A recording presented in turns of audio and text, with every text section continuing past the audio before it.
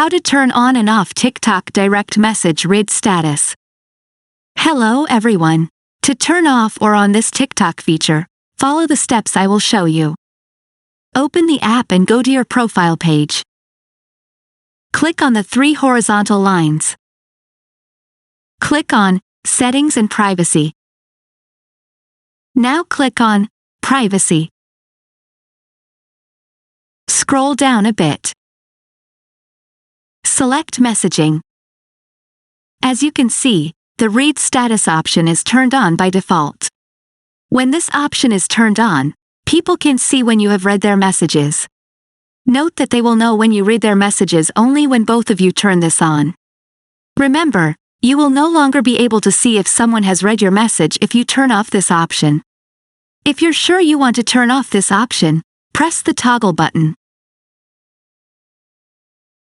I hope I helped you. Subscribe to the channel.